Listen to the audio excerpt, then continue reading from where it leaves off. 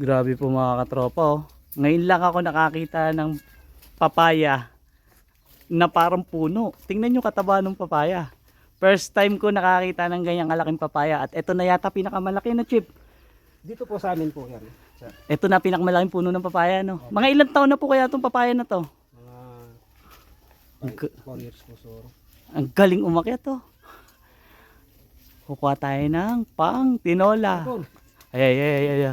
Napakataas no. Siguro kahit kayo pag ngayon lang nakakita ng ganyang kataas na puno ng papaya at ganyang kataba.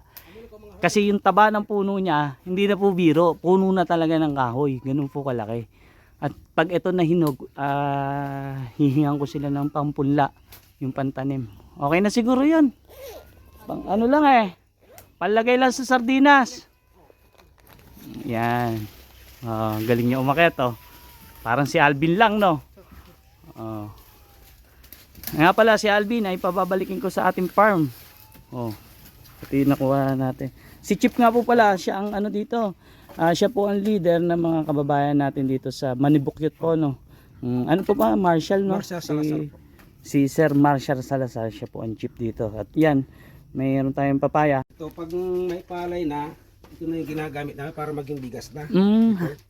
Yan, Opo. hanggang ngayon po ginagamit nyo. Opo. Pag dumating po yung time ng pag-harvest namin sa plant rice, pag wala, matabad na kami bumaba doon. Ito na yung ginagawang kiskisan. Opo, ito po.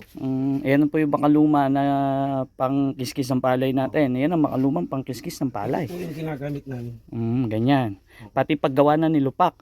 At ang kagandahan yan, ito po yung papaya. Ano pangalan mo? Berhel. Berhel. Ayan, si Berhel. Saya si Berhel. Ito po, mga lugar na to sa mga kababayan po natin dito sa Manibukyot. Lalaki ng okra.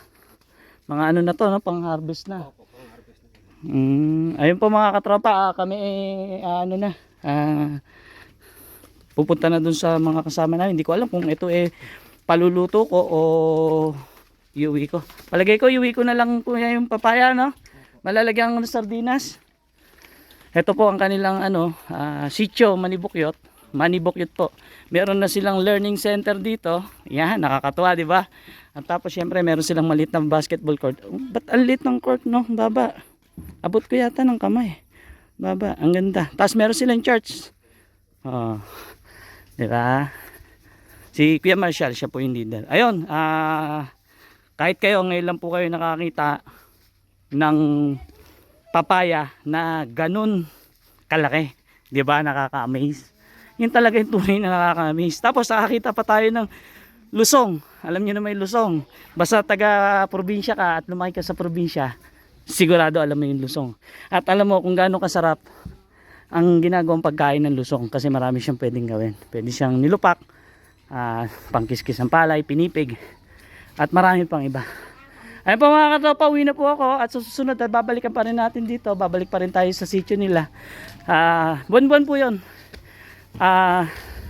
Babalik tayo dito. Yung buwan-buwan, special po yung buwan-buwan na balik. Pero yung madalas, ay mga ordinaryong araw ay pupunta pa rin. Ayun Chip, maraming salamat Chip ha. Ayun po, maraming salamat po sa patuloy na suporta nyo sa Soto TV 10 at syempre sa buong team ko.